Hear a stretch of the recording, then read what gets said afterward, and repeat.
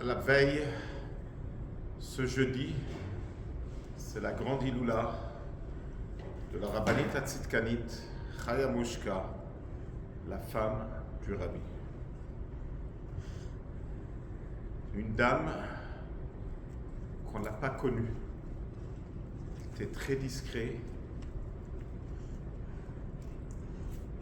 même qu'on a eu quelques années, on était à la yeshiva, pas loin de Sanati. Elle ne voulait pas recevoir des honneurs, elle s'est toujours cachée. Qui peut le croire qu'après son décès, après sa Iloula, 37 ans plus tard, il y a des milliers de filles qui portent son nom, des milliers des institutions qui ont été ouvertes à sa mémoire, incluant notre Bet Chabad. J'étais là-bas le Shabbat, mamash, en plein Shiva, et le rabbi a fait un fabringen, puisqu'on n'a pas le droit d'avoir le deuil en public Shabbat, il a l'habitude de faire fabringen. Shabbat qui bénit le nouveau mois, c'était le Shabbat qui bénit le mois de Hadar. Le rabbi a demandé qu'on ouvre des institutions à sa mémoire. Qui peut le croire que parmi les patriarches et matriarches, parmi tous les tzadikim, celle que sa prière a été acceptée. Hachem lui demande d'arrêter de pleurer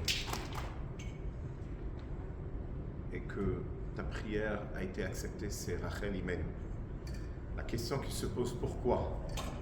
Qu'est-ce qu'elle a de particulier qu'elle dépasse tout le monde?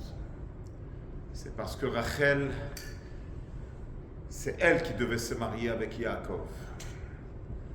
Mais étant donné que Lavan, son père était un tricheur, il a placé Léa à la place. Et Yaakov, il le savait, donc il a donné des signes. Elle a transmis les signes secrets que Yaakov lui a donné, elle a donné à sa sœur Léa. Yaakov, Rachel, elle aurait pu être enterrée à côté de son mari Yaakov, à Me'arat HaMachpelah, mais elle est enterrée en route à Bethléem. Pour quand ses enfants vont avoir besoin d'aide, elle sera là pour eux. Parce qu'elle s'est sacrifiée, parce qu'elle n'a pas pensé à elle, elle a mérité que sa prière a tout à fait une autre ampleur. C'est ce qu'on peut dire sur la femme du rabbi que sa Iloula, c'est ce jeudi, le 22 Shvat. Elle a mérité d'être celle qui a poussé le rabbi à devenir rabbi. En sachant que quand elle encourage son mari à devenir rabbi, elle sacrifie sa vie. Car c'est connu que le rabbi travaillait 21 heures par jour.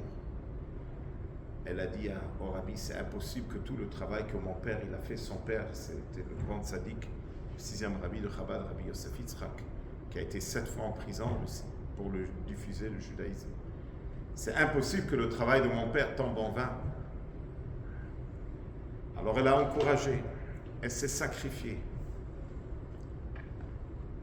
Et c'est pour cela qu'on peut dire aujourd'hui, même qu'elle était très discrète, et elle se sauvait de tous les honneurs.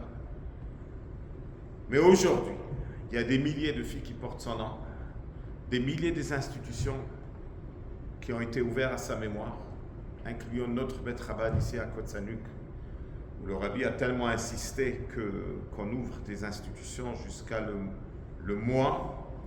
Et Baruch Hashem, le jour du mois, on a signé le bail du nouveau local du Bet Chabad Kotsanuk, qu'à l'époque c'était au centre d'achat Kotsanuk. Alors on peut dire sur elle que chaque année il y a des milliers de shluchot du rabbi qui se réunissent toujours autour de cette date. On peut dire sur elle ce que Rabbi Akiva il a dit sur sa femme Rachel, quand les élèves, quand il est retourné avec 24 000 élèves, il y avait une dame qui essayait de s'approcher de lui. Et les élèves qui essayaient de la repousser, il leur a dit « Sheli veshelachem, shela » tout ce que j'ai aujourd'hui, tout ce que vous avez aujourd'hui appartient à elle.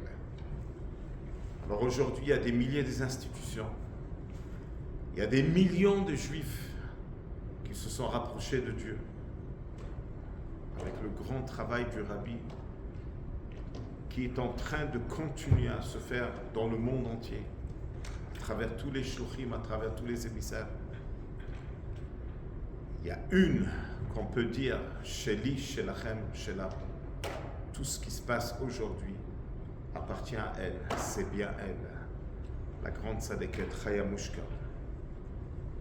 C'est pour cela que quand le rabbi précédent, Rabbi Yosef Yitzhak, il a écrit au rabbi, je veux que tu réalises la perle que tu as dans tes mains. Au début, il n'a pas compris de quoi il s'agit.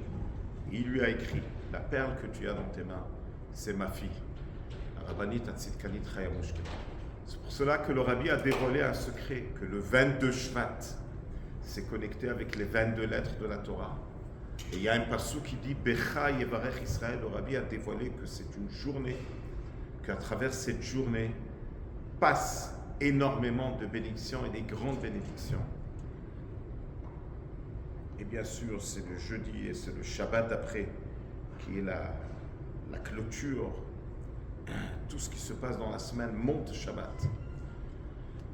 Alors c'est important d'allumer une bougie de 24 heures, c'est important de célébrer jeudi, de célébrer Shabbat et de s'inspirer dans un monde où il y a tellement d'obscurité, dans un monde où il y a tellement d'égoïsme, tellement de cruauté, de réaliser que le plus important aujourd'hui, c'est de se sacrifier.